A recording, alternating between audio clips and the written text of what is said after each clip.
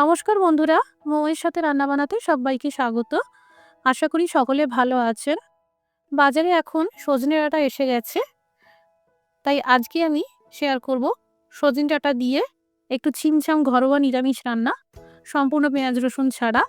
অনেক বেশি মশলাদার খাবার খেতে খেতে মুখে অরুচি এসে থাকলে একবার এই নিরামিষ রান্নাটা বানাতে পারেন। কড়াইতে সর্ষের তেল গরম করে নিয়েছি, দিয়ে দিলাম ছোলার ডালের বড়ি। বাদামি রং আসা পর্যন্ত ভেজে নেব। বড়িগুলো ভেজে নেওয়ার পর তেল থেকে তুলে নিলাম। লবণ আর হলুদ মাখানো আলু আর সজনে ডাঁটা ভেজে নেব। এই রান্নায় সবজিগুলো যদি এইভাবে একটু ভেজে নেওয়া যায়, খেতে খুবই ভালো লাগে। আজকের রেসিপিটি ভালো লাগলে একটা লাইক দিয়ে চ্যানেলটি সাবস্ক্রাইব করে নেবেন। সবজিগুলো ভেজে নিলাম।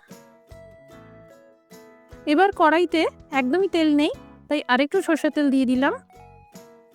ফোড়নে দিয়ে দিলাম শুকনো লঙ্কা, তেজপাতা, কালো জিরে, 2 চামচ আদা লঙ্কার পেস্ট দিয়ে দিলাম। সামান্য ভেজে নেব। দিয়ে দিলাম 1 চামচ লঙ্কার গুঁড়ো আর 2টো টমেটোর পেস্ট। ভালো করে কষিয়ে নিতে হবে।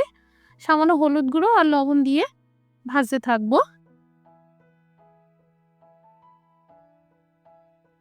মশলা কষানোর পর চারদিক থেকে তেল বেরিয়ে এসেছে।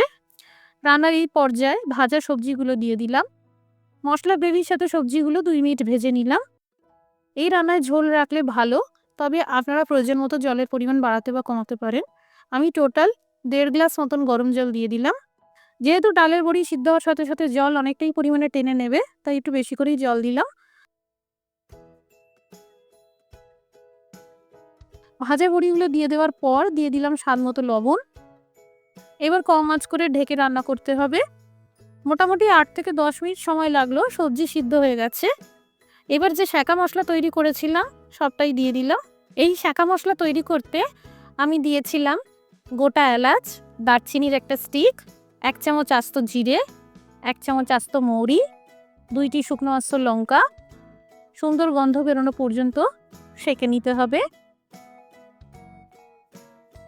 এবার ব্লেন্ডার জারে এই গোটা শাঁকা মশলাগুলো দিয়ে দিলাম, আর সেই সাথে দিয়েছি সামান্য হলুদ গুঁড়ো, লবণ, সামান্য পরিমাণে চিনি, আধা চামচ পোস্ত, আর ভালো করে একটা মিহি পাউডার তৈরি করে নিতে হবে।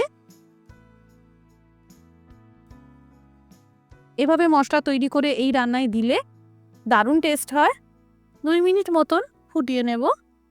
এবার গ্যাসের আঁচ বন্ধ করে ঢেকে দমে রেখে দিলাম, যাকে স্ট্যান্ডিং টাইম বলা হয়।